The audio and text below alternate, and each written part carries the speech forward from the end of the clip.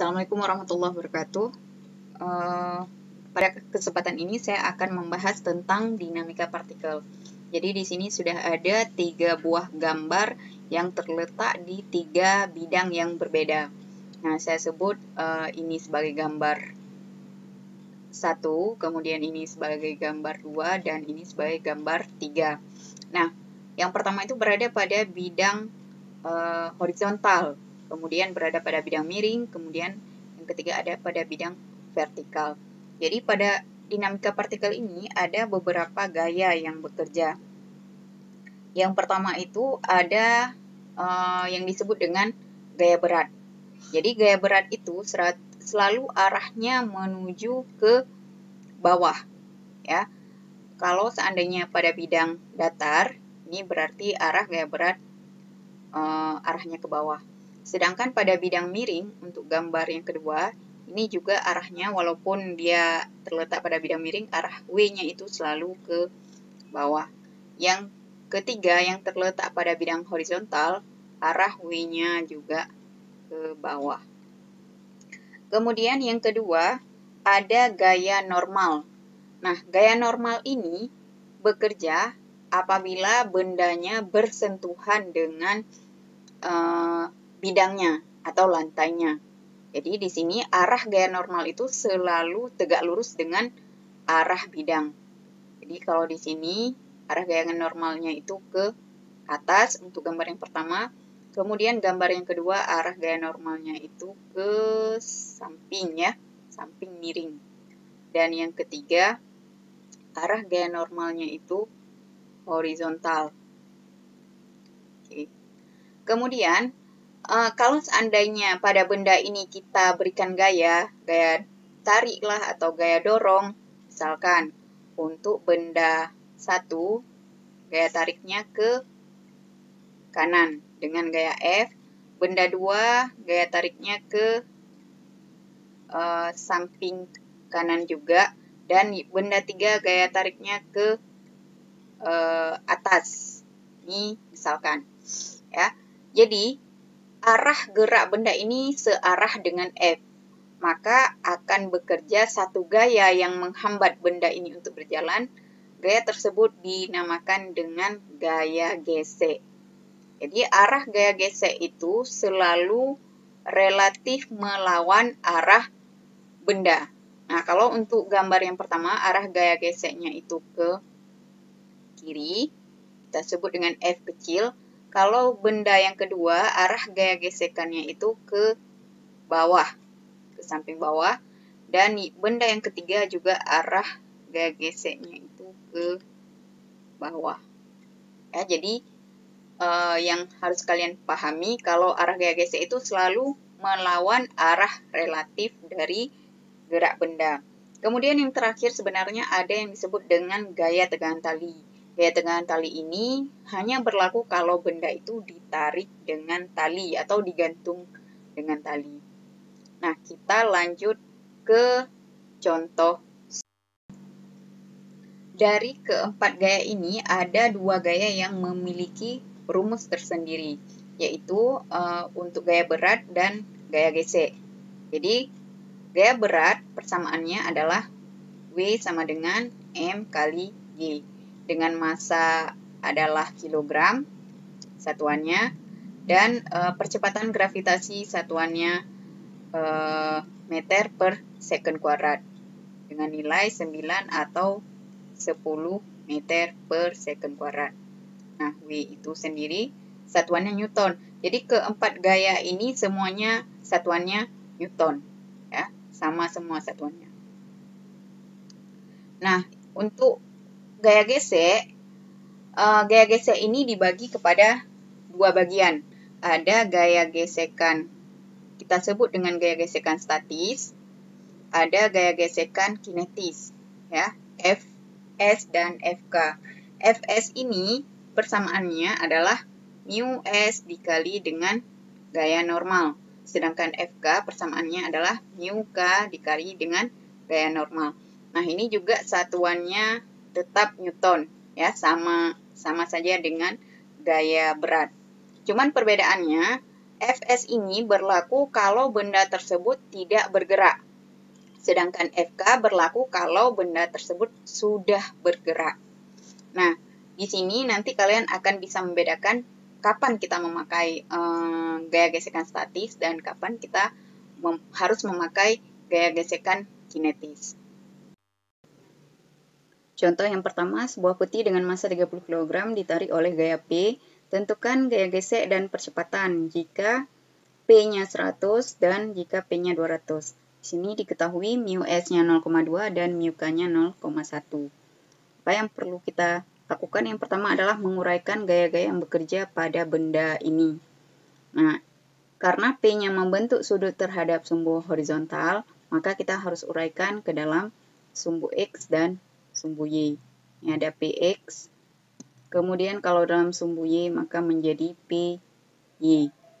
Kemudian gaya-gaya lain adalah di sini juga bekerja gaya berat. Ada gaya normal yang arahnya ke atas dan arah geraknya akan ke kanan, relatif ke kanan, maka akan ada gaya gesek yang arahnya itu ke kiri, ya. F gesekannya ke kiri. Maka ini total semua gaya yang bekerja pada benda ini.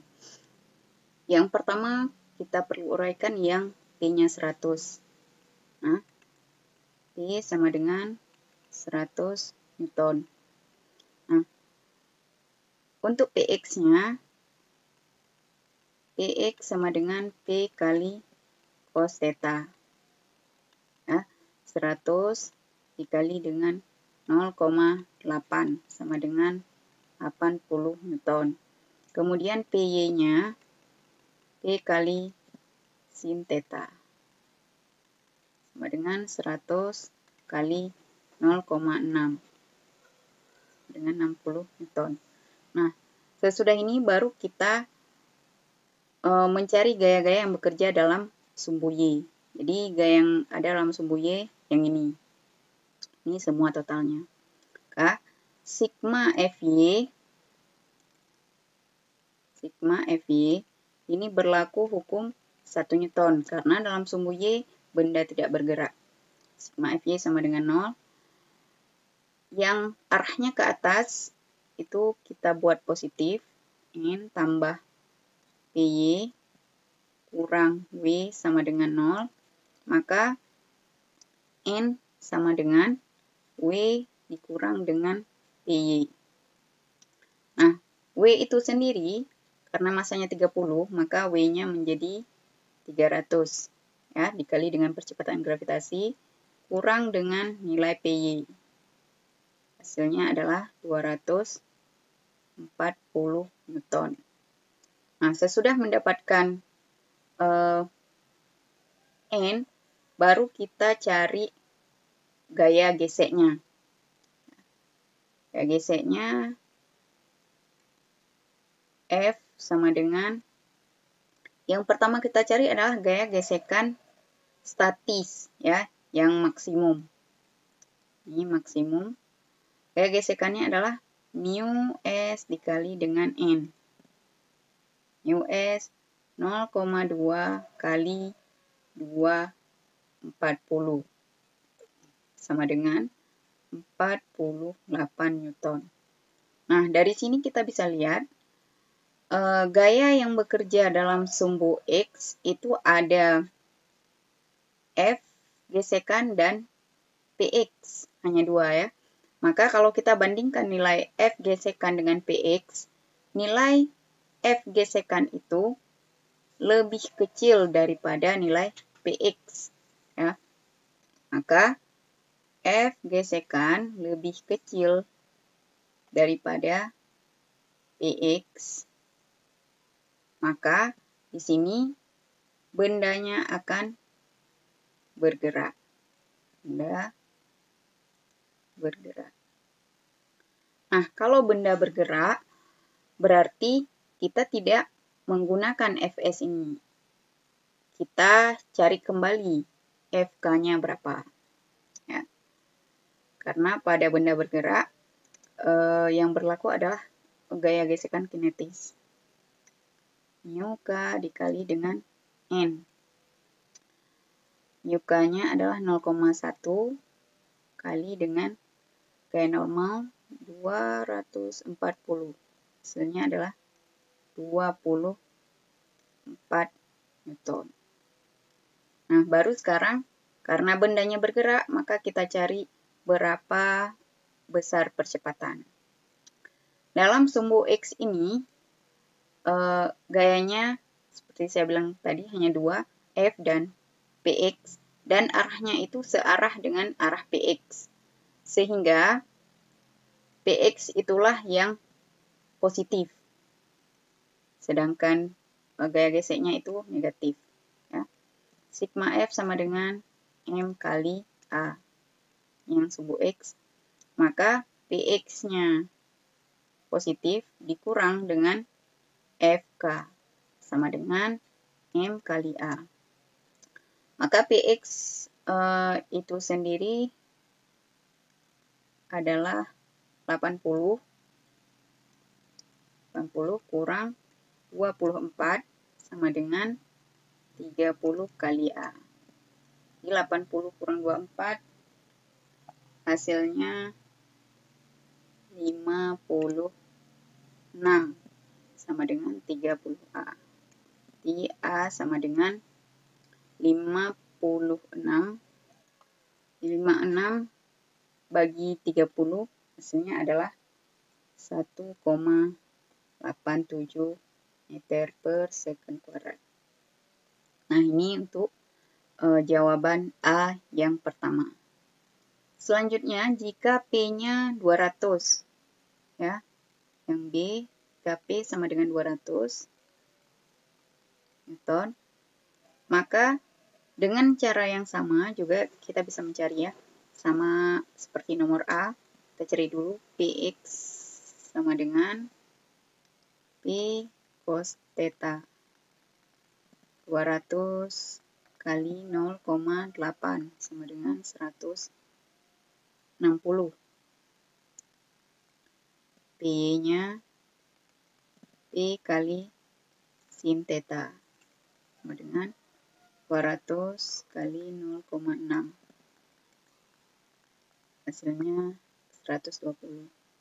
Nah, dalam sumbu Y, kita cari kembali sigma Fy sama dengan 0. Nah, persamaannya masih sama. N sama dengan W kurang Py.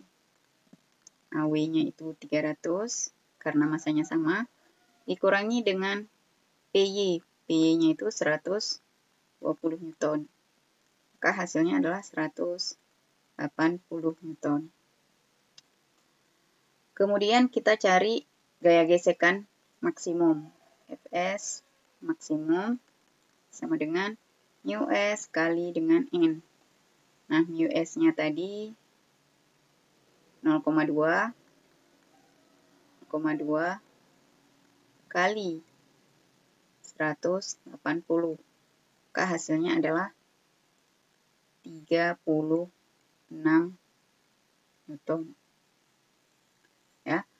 Sama seperti tadi, karena Fs-nya lebih kecil daripada Px, maka benda bergerak. Nah, seandainya Fs-nya lebih besar daripada Px, maka benda tidak bergerak. Jadi kalau seandainya tidak bergerak, kalian tidak perlu lagi mencari Fk dan juga tidak perlu mencari A lagi, karena otomatis A-nya itu sama dengan 0. Sebab bendanya diam. Nah, sekarang kita cari Fk sama dengan mu K kali dengan N. Mu K-nya itu adalah 0,1 kali 180.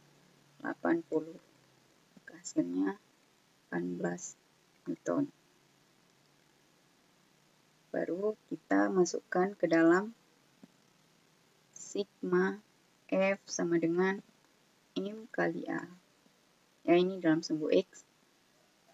Px kurang Fk sama dengan M kali A. Px-nya tadi 160. Kurang gaya gesekannya 18 sama dengan 30 dikali A. Maka hasilnya 142 sama dengan 30A. A sama dengan 142 bagi 30. Hasilnya 4,73 meter per second kuadrat. Nah, jadi ini perbandingan kalau seandainya P-nya 100, maka A-nya 1,87, sedangkan P-nya 200, maka A-nya 4,73. Contoh yang kedua, jika sebuah benda yang memiliki massa 20 kg, kemudian ada mu S-nya 0,3 dan mu K-nya itu ada 0,1. Nah, di sini diketahui ada dua soal. Nah, jika F-nya 50 atau yang B-nya jika F-nya 80, berapakah gaya gesek yang bekerja? Ya, ini berapa besar gaya geseknya. Nah, di sini gaya yang bekerja itu lurus pada bidang horizontal, jadi tidak perlu diuraikan lagi dalam sumbu X ataupun dalam sumbu Y. Jadi kalau ada bentuk soal seperti ini yang lurus ke samping atau lurus ke atas itu tidak perlu diuraikan lagi. Kecuali kalau membentuk sudut terhadap bidang vertikal. Nah, membentuk sudutnya pun itu tergantung arah tanda panah, ya. Kalau seandainya arah tanda panahnya kayak gini, ini ke bawah, jadi nanti penguraian gayanya itu ke bawah sama ke samping kiri. Kalau seandainya arah gaya tanda panahnya itu ke atas, nah penguraian gayanya itu ke atas sama ke samping kirinya. Jangan salah dalam menguraikan gaya. Nah, untuk yang ini tidak perlu diuraikan karena memang pada bidang sumbu X. Nah, di sini kita lihat yang pertama, kalau gayanya itu 50 Newton, ya, 50 Newton, kita lihat berapa besar gaya gesek yang bekerja.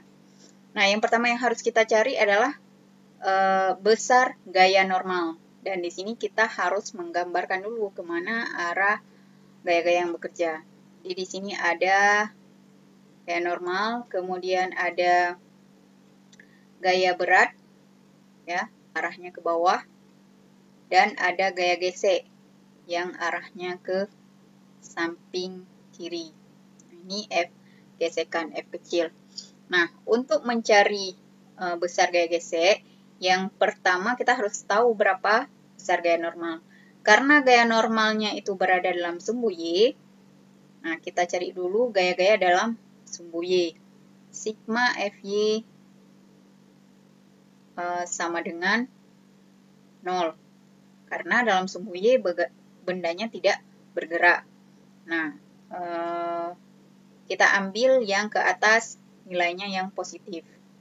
N kurang W sama dengan 0, maka N sama dengan W. Sama dengan W itu M kali G. Jadi M-nya 20, kita ambil G-nya 10, maka hasilnya 200 Newton. Nah, kalau sudah dapat gaya normal, kita bisa mencari besar gaya geseknya. Jadi gaya gesek yang pertama yang kita cari adalah gaya gesekan statis, ya. Fs sama dengan mu S dikali dengan N. Nah, mu S-nya itu 0,3 dikali dengan 200. Hasilnya adalah 60 Newton. Nah, kita tinjau sekarang gaya dalam sumbu X itu yang ini, ya. F dengan F kecil, ya, sigma Fx. Sigma Fx. Nah, kita lihat F-nya gayanya itu 50. Sedangkan gaya geseknya itu 60. Berarti kalau misalnya gaya geseknya lebih besar, ya, kalau gaya geseknya lebih besar, di sini benda tidak akan bergerak, ya, lebih besar daripada F biasa. Ini berarti benda diam. Benda diam. Nah, ini Fs-nya itu kita namakan dengan Fs maksimum. Artinya besar gaya gesek yang mampu diberikan itu 60. Cuman karena gaya yang bekerja hanya 50, maka besar gaya gesek yang bekerja di sini hanya dipakai 50. Kenapa demikian? Perumpamaan seperti ini. Orang punya duit 60.000. Nah, yang meminjam duit itu perlunya 50. Jadi, duit yang akan dikasih itu cuma 50. Kalau lebih dari itu berarti dia nggak sanggup kasih. Jadi, seberapa yang diminta sama si F, berarti segitulah dikasih oleh gaya gesek. Nah, walaupun maksimum uangnya itu 60. Seperti itu. Nah, untuk yang kedua, karena ini mu S-nya masih sama, kalau F-nya yang B, F-nya sama dengan 100. Maka kita bisa pastikan, karena gaya geseknya masih sama, ya, gaya normalnya juga masih sama, berarti F gesekan atau F statisnya itu totalnya 60. Lebih kecil daripada nilai F. Ya, kalau lebih kecil berarti bendanya bergerak. Ya, bergerak. Kenapa bergerak? Nah, karena dia sanggup melawan hambatan gesekan tersebut. Maka di sini bendanya akan bergerak. Nah, kalau benda bergerak tidak berlaku lagi si Fs, ya. Yang berlaku itu Fk. Jadi kita harus cari ulang. Fk sama dengan mu k dikali dengan N. Mu k itu sendiri adalah, kalau di atas diketahui itu 0,1. Ya, 0,1 kali gaya normal 200, dapatnya 20 Newton. Berarti gaya gesekan kinetis yang bekerja itu hanya 20 Newton. Jadi intinya gaya gesekan kinetis itu selalu lebih kecil nilainya dibandingkan dengan gaya gesekan statis.